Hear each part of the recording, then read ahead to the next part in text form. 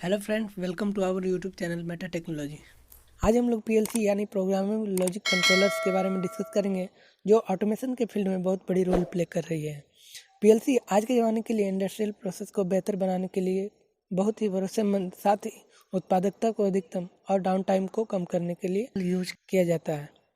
PLC से पहले hardware panel हुआ करता था, जो कि रिले का बना होता था, जो कि बहुत कॉम्प्लिकेटिव हुआ करता था और यही सिस्टम को काम में लिया जाता था, क्योंकि उस वक्त एकमात्र सोल्यूशन था जिससे कि फैक्ट्री और इंडस्ट्री को चलाया जा सके।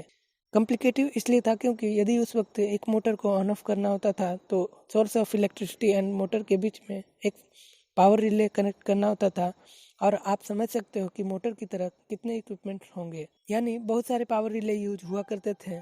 इसी को रिले बेस्ड सिस्टम कहा जाता था, जो कि पहले यूज हुआ करता था, जो कि कॉस्टली और लेंदी भी हुआ करता था। इसमें प्रॉब्लम सेक्शन को भी फाइंड आउट करने में प्रॉब्लम होता था, जिससे कि प्रॉब्लम के सॉल्यूशन को फाइंड आउट करने में भी घंटों लग जाते थे, जो कि प्रोडक्शन को काफ़ी लॉस हुआ करता था।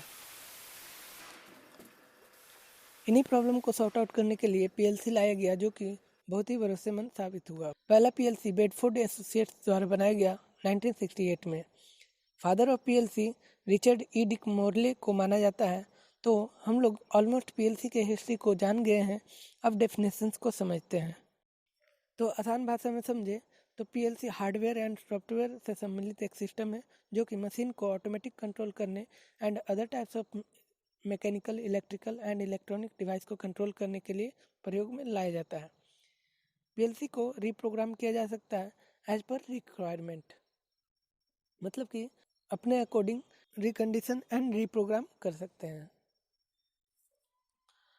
पीएलसी के यूजेस को देखें तो डेली लाइफ में, जैसे कि elevator, car wash, achievement rights, assembly, bottling, machining etcetera में यूज किया जाता है। पीएलसी के इंडिविजुअल वर्ड मीनिंग को समझते हैं। कंट्रोलर यह different inputs like from sensor, switches and numerical values from analog signal etcetera के आउटकम्स को कंट्रोल करता है। लॉजिक को समझते हैं। पीएलसी आउटकम्स डिटरमाइंस करता है based on logical rules. Programmable का क्या वर्ड मीनिंग हो जाएगा, आप इसे रीप्रोग्राम कर सकते हैं एज पर रिक्वायर्ड प्रोग्राम और कंडीशंस। पीएलसी के बेसिक कंपोनेंट्स को समझते हैं। बेसिकली पीएलसी के पास 3 बेसिक कंपोनेंट्स होते हैं, जैसे कि processor, power supply, third one input output section.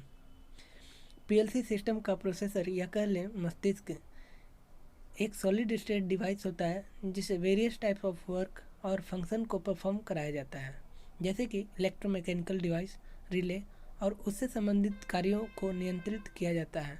जैसा कि पहले इन कार्यों के लिए रिले बेस्ड सिस्टम यूज हुआ करता था। इन्हीं कार्यों को प्रोसेसर बहुत सरल तरीके से करता है, जो कि पीएलसी को खास बनाता है।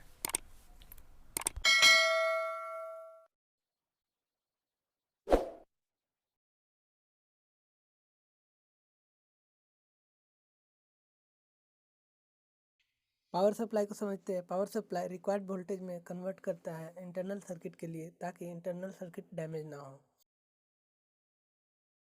इनपुट आउटपुट सेक्शन को समझते हैं।